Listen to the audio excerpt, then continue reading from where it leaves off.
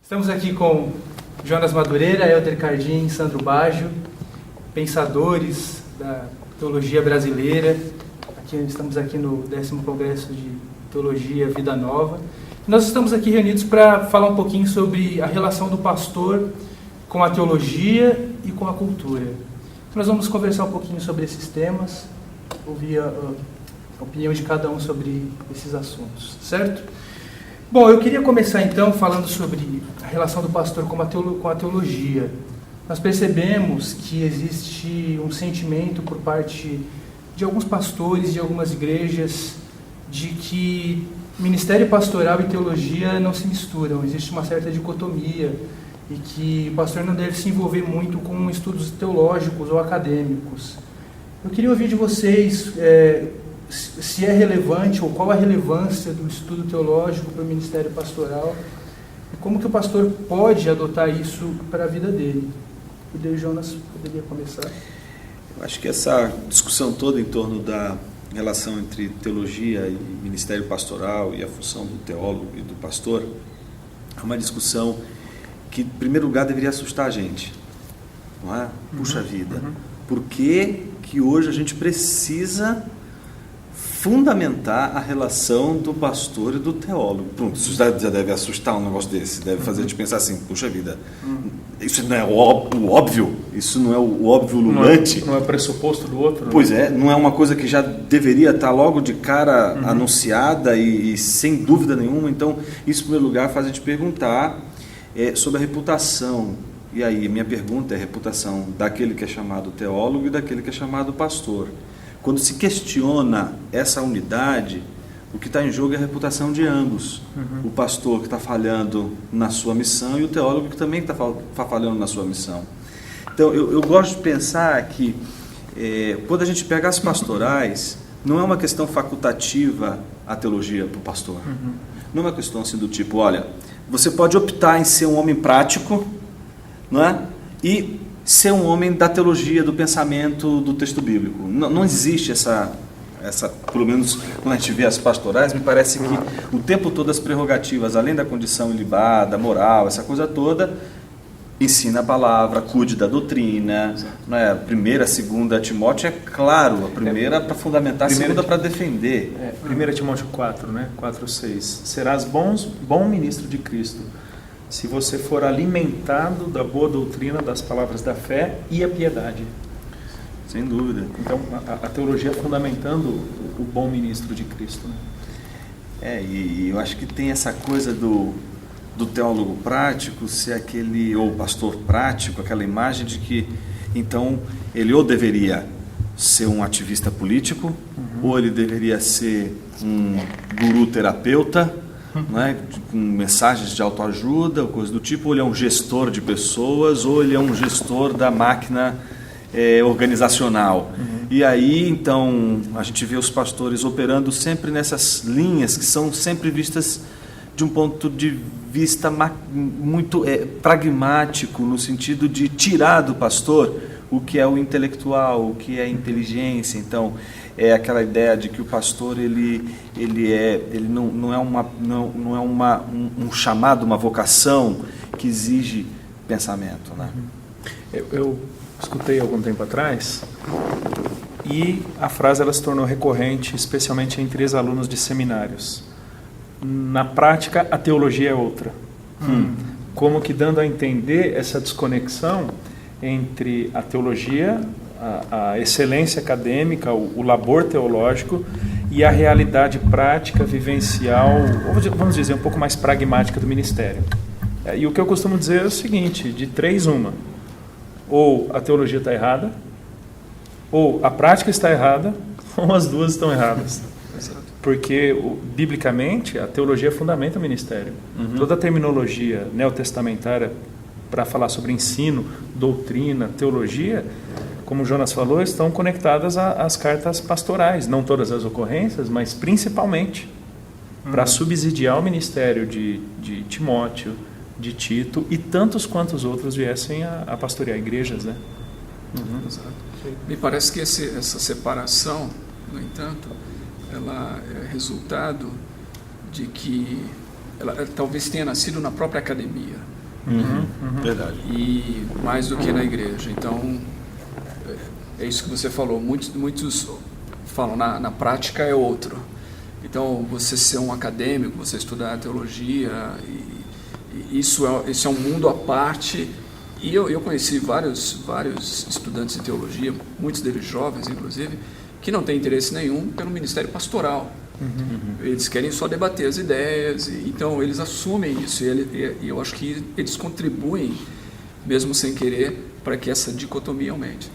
Verdade. E é tão interessante, né?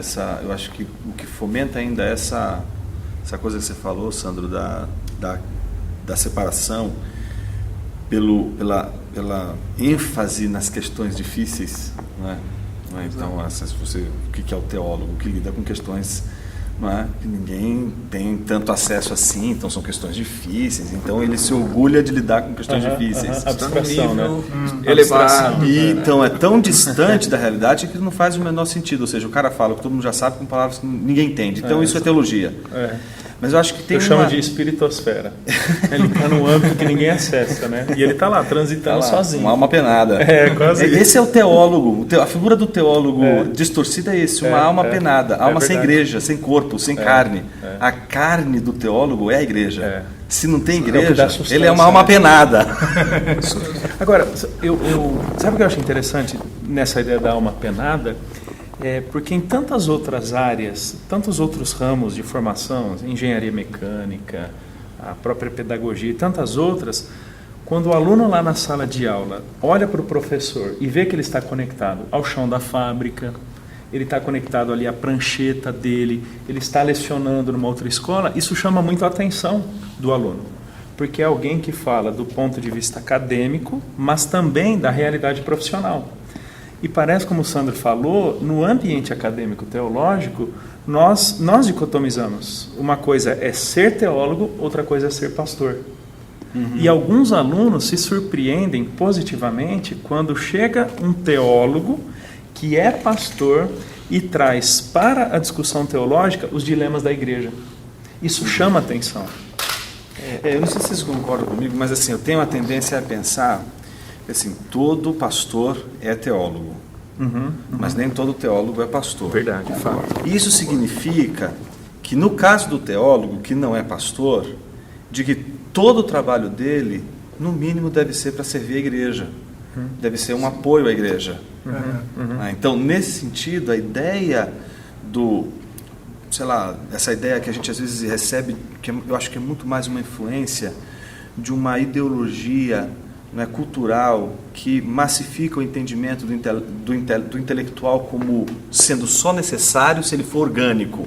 Então, o que seria esse intelectual orgânico? Seria aquele que justifica o seu pensamento sempre fazendo alguma coisa na prática ou, envolvido de alguma forma, literalmente com ações concretas, desprivilegiando, por exemplo, assuntos que não seriam tão assim fáceis de a gente identificar a sua relevância prática. Não que não tenham, mas, por exemplo, qual a relevância prática de se você passar horas estudando sobre a Trindade? É claro que tem, mas não dá para a gente tirar o peso conceitual que envolve uma reflexão sobre o conhecimento de Deus. Então, às vezes, eu acho que a gente pode menosprezar o trabalho intelectual achando que só haverá relevância se esse trabalho for, de alguma forma, um trabalho concreto. Como se... Converta-se numa aula, numa pregação... Isso, eu tenho que transformar em um produto. Ou seja, eu tenho que sempre transformar o pensamento num produto.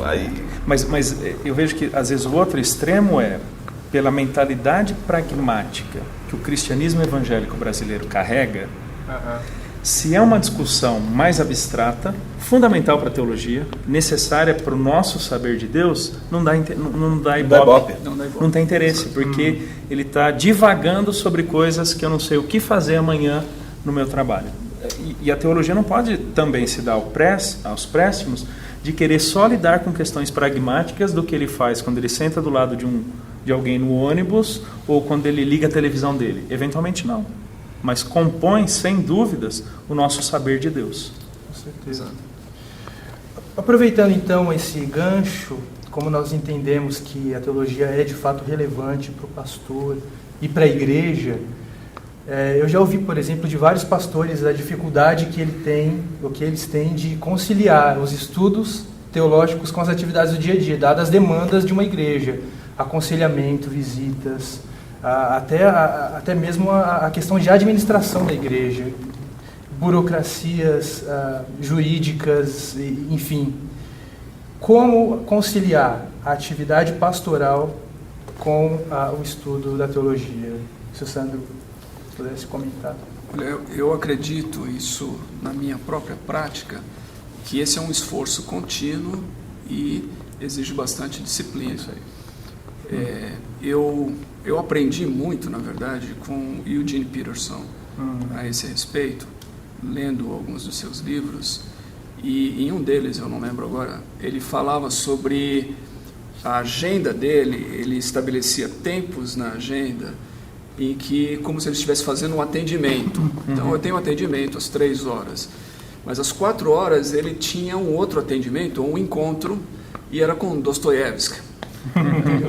Então ele fala diálogo isso. imaginário. Então ele separava dentro da agenda dele esses momentos de leitura, de reflexão, de estudo, e ele estava trabalhando ali. Porque a tendência da igreja, muitas vezes, dos membros da igreja, é que se você está lendo, você não está trabalhando. Você entendeu? Sim. Se você está estudando, você não está trabalhando. Então você tem que vencer isso aí. Primeiro demonstrar para a igreja a importância disso e vencer isso, e aí vai exigir muita disciplina pessoal. Você está falando, eu lembrei da minha mãe. Uma vez eu estava no seminário e eu estava estudando um dos textos mais difíceis, né, sofrido de ler, que é o Teologia Sistemática lá do Berkoff. É um texto difícil de ler. Eu fiquei uma tarde inteira quebrando a cabeça num texto lá que eu tinha uma prova para fazer. No final do dia, estava indo para o seminário, né, estava meio atrasado, mas ainda estava... Minha mãe bateu no quarto assim: ô menino, você não vai fazer nada de útil hoje não? Parece o meu filho, né? Papai, você faz alguma coisa ou só estuda? É isso aí. Mas eu acho que esse ponto que o Sandro levantou da disciplina, eu acho fundamental. Eu acho que se você não tem disciplina, você dificilmente vai conseguir realizar as tarefas em dia. Eu acho que a disciplina, ela exige, em primeiro lugar, uma capacidade de você avaliar as batalhas que você vai enfrentar. Não dá para você enfrentar todas as guerras, não dá para você enfrentar todas as lutas, e a gente tem que escolher as batalhas que a gente vai enfrentar. Eu acho, por exemplo, muito difícil alguém que assume a direção de uma igreja local lidar com uma série de outras coisas, como, por exemplo, ou palestrar, ou fazer uma série de conferências. É uma coisa muito complicada, porque demanda tempo. Agora, se ele não for o pastor que está ali mesmo dirigindo no dia a dia, mas ele está dando um apoio, ele já tem mais condições. E isso tudo depende de como você está exercendo o ministério na igreja e o quanto lhe é exigido, porque isso vai demandar. Eu acho que o ponto que o Eugene Peterson toca, né, que é essa questão do tempo, da administração do tempo. Acho que a coisa mais difícil para a gente é administrar o tempo, porque para administrar o tempo a gente precisa saber o que é mais importante, a gente precisa saber o que não é importante. O que encaixa e o que não encaixa, que talvez nunca deva encaixar. É verdade. As coisas que são urgentes. E aí o que eu acho que a gente, às vezes, por qualificar as coisas de uma maneira equivocada, a gente acaba estabelecendo coisas não importantes como importantes, invertendo prioridades. Aí eu acho que essa falta de disciplina pode ser o motivo pelo qual muitos não conseguem adequar a vida para os estudos. Mas fácil... Não tem caminho fácil. Eu acho que eu já superei a ideia de que, em termos ministeriais ou teológicos, eu sou a resposta para todas as questões. Eu acho que eu cheguei a essa conclusão mais sofrendo do que antevendo. Acho que eu tive que sofrer, trazer uma sobrecarga muito grande sobre a minha vida, a minha agenda, a minha rotina e talvez até a minha família, de que eu tinha que lidar com absolutamente tudo. Não, eu tenho que saber isso, eu tenho que saber isso, eu tenho que lidar com aquilo, eu tenho que atender esse convite, eu tenho que fazer aquilo outro. Mas chega um ponto que a exaustão, não só física, quanto mental e espiritual. A exaustão é tão grande que você não tem o que dar. Porque você não se capacitou, você não se preparou para aquilo. E meu segundo ponto aqui é que eu tento discernir que, a despeito do para quem eu falo, eu tenho que estudar muito bem sobre quem eu falo. A qualidade do meu preparo não depende do tipo de pessoa para quem eu ministro, mas da dignidade de quem eu ministro. Então, ensine eu para uma criança, ou numa conferência teológica, eu estou falando do mesmo Deus sobre a mesma palavra. Então, eu vou ter que me aprofundar muito no conhecimento, porque eu estou falando de Deus antes de estar falando para pessoas.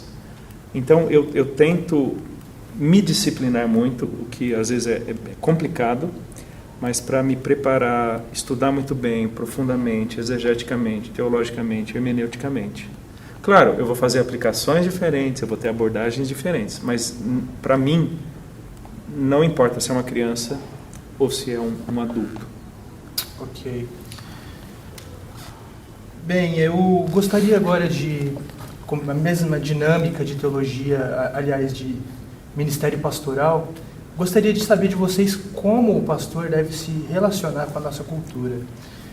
Nós vivemos numa sociedade pós-moderna, apesar de todas as dificuldades que esse termo ainda apresenta, né? Mas nós sabemos que temas como ideologia de gênero, feminismo, marxismo cultural e político, todos esses temas têm estado presentes na nossa cultura. Eu queria ouvir de vocês como que o pastor deve se posicionar em relação a esses assuntos e como ele pode influenciar a cultura em relação a isso. Se o Helder pudesse começar. Eu acho que o primeiro posicionamento é saber que existe isso, porque alguns vivem uma alienação. Ele acha que o que importa é Bíblia. Eu não estou lidando com pesos ou categorias de verdade. Eu estou dizendo que, para muitos, o que importa é o conhecimento bíblico exegético do texto. E ele não tem a preocupação, muitas vezes, de discernir o que está acontecendo à sua volta. E o pior é que eu não estou falando de pastores formados há 40 ou 50 anos atrás. Eu estou falando de jovens pastores, que talvez a sua adolescência ou parte da sua juventude, eles próprios ficaram alienados a tudo que estava acontecendo à sua volta. E agora, no seminário, descobriram a sua vocação, Deus. E se esquecem do para quem eles falam, a partir de que contexto eles falam e como as pessoas estão percebendo. Então eu diria que um ponto de partida é ele saber que existe muita coisa à volta dele e acontecendo com o povo dele, com a realidade dele, que transcende o texto bíblico. De novo, eu não estou lidando com categorias de verdades. Eu estou lidando com realidades, o texto bíblico e o para quem e como e onde eu ministro. A velha frase do Barth, né? Você deve andar com a Bíblia numa mão e o jornal do dia na outra, né? Então isso é a realidade. A gente vive num contexto histórico, cultural, e a nossa tarefa é trazer a verdade, a palavra de Deus para esse contexto. Então, se você ficar alienado, você está provendo respostas para perguntas que não estão sendo feitas. E alguns pastores até vão dizer o seguinte: quando você se envolve muito com isso, você vai perder a fé. O jovem que está no ambiente universitário. Né? Não se envolva muito com isso não, porque você vai perder a fé. Eu tenho também, acho que a impressão de que, além de a gente ter bem claro essa ideia do conhecimento, que acho que a frase do Barth, essa ideia dele é bem interessante, né? Da Bíblia de um lado e o jornal do outro, que é mais do ponto de vista do conhecimento, tanto das escrituras como da realidade. Eu acho que tem um fator que é o critério para analisar a cultura, a realidade. Eu gosto muito de uma frase do Bruce Nichols. Ele diz assim: o Evangelho não é o hóspede de uma cultura, ele é seu juiz e redentor. Eu acho que tem dois critérios que um pastor não é? Ou teólogo, ou pastor teólogo, ou teólogo pastor, que analisa a realidade, ele jamais poderia perder de vista. O primeiro deles é o juízo. O juízo é a capacidade de julgar. E a gente não pode perder essa capacidade. Arbitrar, não certo, tem, errado, não legítimo e ilegítimo. Eu acho que não tem coisa que mais invalide o trabalho pastoral do que o silêncio eloquente. O que é o silêncio eloquente? As questões estão aí, elas estão expostas, mas como elas te expõem, então você prefere não se expor, não é por vergonha ou por timidez, ou porque tem uma agenda mesmo oculta, ou por ignorância. Ou por ignorância. E eu acredito que quando são questões assim, a gente acredita que não há nada que o sangue de Cristo Jesus não cubra. Aquilo que a gente tem para expor não é tão grande assim que o sangue de Cristo Jesus não possa redimir. Então eu acho que existe um medo de se posicionar, de julgar. E eu acho que isso tem a ver com um problema de Timóteo, em 2 Timóteo, que é o problema da pressão popular. E em face da pressão popular, o pastor não dá a sua opinião sobre sexualidade, não dá a sua opinião sobre política, não dá a sua opinião sobre arte, não dá a sua opinião sobre ética, não dá a sua opinião sobre ciência, não dá a sua opinião sobre ministério, não dá a sua opinião sobre uma série de questões. Por quê? Um medo de julgar e de se passar por alguém que está na contracultura. Então eu acho que a primeira coisa que a gente tem que ter em mente é: a gente tem que aprender a fazer o juízo, mas o problema é que a gente tem medo de fazer o juízo e esse juízo não vir acompanhado da redenção. E aí é a mão de ferro, é o peso da crítica sem amor, sem graça, sem a mensagem da boa nova, da notícia boa que a gente tem para entregar. Então é o peso das acusações e das denúncias, É o mal pelo sem mal, o peso da graça. E acho que é o medo de julgar, e talvez mais ainda, é o medo de ser julgado. Esse é O pastor, de um modo geral, ele sofre de uma necessidade, acho que todo mundo, mas eu acompanhando pastores e tudo mais, uma necessidade de ser aceito, de ser acolhido e uma insegurança tremenda acerca daquilo que ele está fazendo. É uma luta constante. Então, esse medo de você emitir um juízo e aquilo voltar-se contra você, a opinião pública, as pessoas na igreja. E isso é que acho que faz, às vezes, controlar a nossa capacidade profética de denúncia que vem acompanhada da mensagem da graça, da redenção. Porque não existe possibilidade de você trazer a boa notícia da redenção sem antes você mostrar o estado deplorável, o estado de necessidade, de juízo em que a pessoa pode se encontrar. Então, eu acho que falta um pouco também de essa ideia que às vezes sempre a gente, quando vai julgar ou vai falar sobre uma cultura, sempre vem alguém, né? Mas a Bíblia diz: não julgueis, para você não ser condenado. E aí eu acho Mateus 7, não cabe aí, né? Não cabe aí, não cabe nisso. Eu acho que cabe nisso o que Jesus fez virando as mesas do templo, a inconformidade. O que Daniel fez em Daniel fez. capítulo 1, eu não me amoldo, eu não assimilo.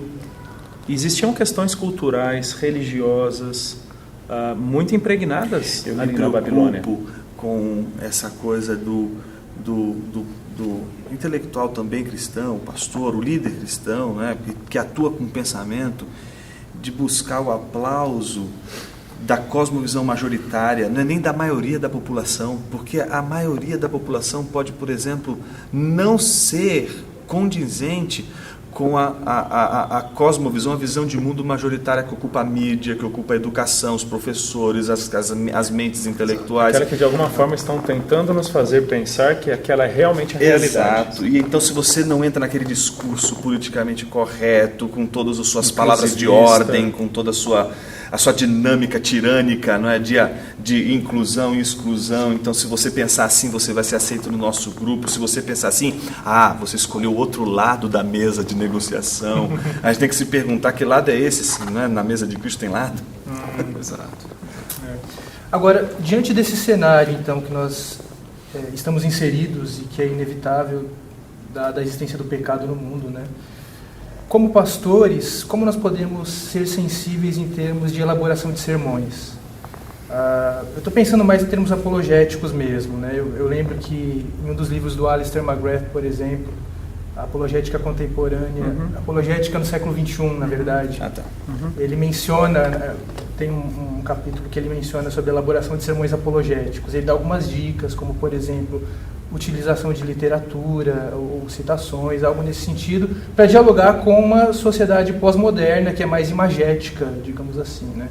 Eu queria ouvir de vocês se isso é realmente possível e, como pastores, também como vocês desenvolvem os sermões de vocês pensando nesse cenário cultural, se cada um puder contribuir. Posso começar? Pode começar. Eu prego regularmente na igreja e depois de um desses sermões, um dos meus filhos chega para mim e fala: papai, eu já sei como você prepara seus sermões. Você começa fazendo uma análise de algum aspecto da sociedade ou do ser humano, alguma tendência, alguma luta, e você diz como o Evangelho lida com aquilo, como a Bíblia lida com aquilo. O que é apologética? É agressivamente bater naquele que pensa diferente? Talvez num determinado contexto ou época do nosso cristianismo brasileiro, essa era a ideia, né? A apologética da desconstrução. Você desmonta o indivíduo, quando ele se sente um nada, enfim você tem a solução para ele.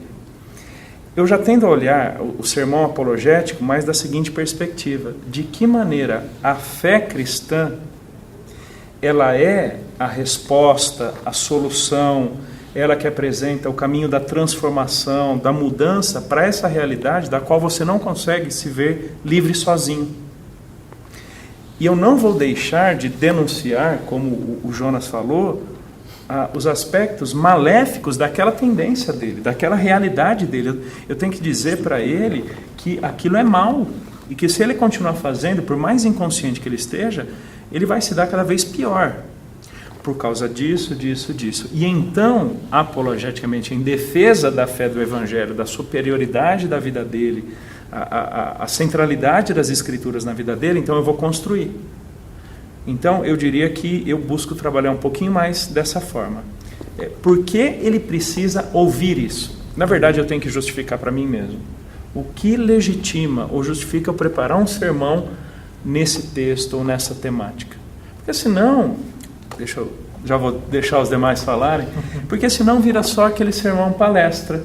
Eu estudei sozinho em casa, conheço todas as minúcias do texto e agora eu tenho 45 minutos para despejar para vocês, tentarem pegar o máximo possível de informações sobre o texto. Mas eu não criei nenhum ponto de contato. Eu não disse por que ele precisa daquilo. Eu penso quando eu penso nessa apologética, eu venho de uma escola onde a apologética era tratada dessa maneira. Agressiva, os cães de caça da doutrina, esse tipo de coisa. E nos últimos anos eu pela graça de Deus, fiz uma transição na minha compreensão. Então hoje a minha tendência é ver a apologética mais naquele prisma de Pedro, quando ele fala sobre apresentar a razão da esperança. Sim. Eu acho que o que é mais importante para as pessoas é que eu possa trazer esperança para elas e mostrar que essa esperança está em mim e mostrar o porquê essa esperança está em mim. E então, quando as pessoas estão lidando com uma série de questões que se chocam com a minha fé, seja porque elas não entendem aquilo que eu creio, ou porque elas escolheram outro caminho, a minha função como pastor, pregando apologeticamente, é mostrar qual que é a razão da minha esperança. E é mostrar que essa esperança que eu tenho não é uma coisa sem fundamento, não é uma coisa impensada, não é um sentimentalismo, mas que é uma razão, que existem elementos que foram pensados, raciocinados, elementos que são válidos e que ela, no mínimo, deveria considerar. Que eu não abracei isso na emoção. Irrefletidamente. Irrefletidamente, exatamente.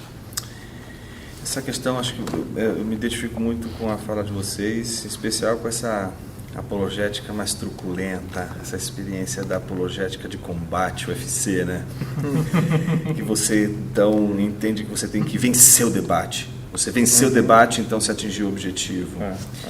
Enquanto que eu acho que a apologética deveria ser aquela apologética inspirada no martírio, aquela que o Evangelho nos ensina, que perde quem ganha, não é? Nesse sentido, que a gente precisa aprender a perder para ganhar. E a gente perde, talvez, é aquilo que menos a gente gostaria de perder num debate, que não é a razão, mas a reputação. Então tem muita gente que confunde a apologética baseada na razão da esperança com a apologética baseada na defesa da minha reputação. Eu tenho que provar que eu sou inteligente. Então eu não posso perder uma oportunidade com um ateu de mostrar para ele que eu sou muito mais inteligente do que ele. E aí ele perdeu o mais importante e ganhou algo muito pequeno, o louvor. E porque ele pensa que a perda do debate dele é, na verdade, a perda da razão do Deus dele. Meu Deus perdeu porque eu perdi o embate com o ateu. O ateísmo venceu o teísmo, porque eu não fui capaz. Esse é o ponto. Eu acho que a ideia de você perder a reputação e não a razão é algo que faz você ser visto com outros olhos. Eu acho que, se fosse pensar hoje em um modelo que me inspira, um pastor que me inspira, é, por exemplo, o Tim Keller. Eu acho que ele me inspira nisso, como alguém que sabe dialogar, e então ele vai dialogar com o cético, vai dialogar com alguém que não defende os mesmos princípios. Ele em primeiro lugar, ele faz o exercício de entender o que o outro está dizendo. Eu acho que a gente, quando vai preparar um sermão, eu acho que essa questão da apologética é fundamental hoje para quem está numa grande cidade. O sermão tem que ter essa resposta, tem que ter essa defesa. Eu acho que é a tal da distinção entre o ideal e o real. Você prepara o seu sermão e você prepara para um público, e às vezes esse público existe só na sua cabeça. Quando é que esse público é real? Quando você se depara com essas pessoas. E aí eu acho que uma das coisas que tem me ajudado muito, de uma maneira impressionante, na elaboração do sermão e até o como eu vou ler o sermão, eu preciso encontrar algo na palavra que atinja esses caras. A pergunta é: quem são esses caras? E se eu não estou no meio deles, se eu não pergunto, se eu não sei o que está acontecendo com eles, como eu vou responder que a razão da esperança que está em mim é a mesma razão da esperança que deveria ecoar no coração deles no momento em que eles se encontram tão distantes dessa realidade? Então, eu acho que a ideia de você se envolver com o universo, não é? Entendendo que Deus é soberano sobre todas as coisas e que todas as esferas, por mais que tenham circunscritas ali as suas atuações e demandas, elas estão sob o olhar divino. Então, o pastor, ele tem que ser, como Van Hooser diz, um generalista. Ele não pode escolher o tema, ele não pode escolher o seu público. O pastor não tem autoridade para escolher a pessoa a quem ele vai pregar. Paulo, primeiro Colossenses 1, a fim de anunciar toda a sabedoria de Deus a toda pessoa. E é interessante que essa questão voltando à esperança, o que você vai deixar no final? Isso é bom. Entendeu? Porque você tem duas coisas, claro, duas possibilidades. Você tem aquilo que não é o Evangelho, que leva ao vazio, ao desespero, ao nada. E você tem o Evangelho. O Evangelho é boas novas de esperança. Cristo é boa esperança da glória. Então, o que você vai deixar no final para as pessoas? Eu acho que quando você parte desse conceito de que a razão, não é tanto a razão que é importante, é a esperança. Exato. Eu apresento a razão, mas o que mais importante é a esperança do Evangelho. Você parte disso, então... Eventualmente a esperança pode até fazer sentido, mas ele não a internalizou. Exatamente. Não é dele. Não vai que a esperança para o cara é o mercado, a esperança para o cara é o Estado, a esperança para o outro cara é a comunidade, enfim. E nesse relativismo, se ele só entende a razão, ele entende a razão dele é o Estado, a esperança dele é o Estado. A razão do outro é aquilo, mas é a esperança. A esperança é o fundamento último de toda a nossa expectativa, Sim, com certeza. Uau, muito bom, gente. Bom, poderíamos nos prolongar por muito mais tempo. A conversa foi muito boa, o debate foi muito produtivo. Quero agradecer, Jonas, muito obrigado. Eu que agradeço. Helder também, muito obrigado pela disposição. Sandro. prazer. E até a próxima, então, se Deus quiser.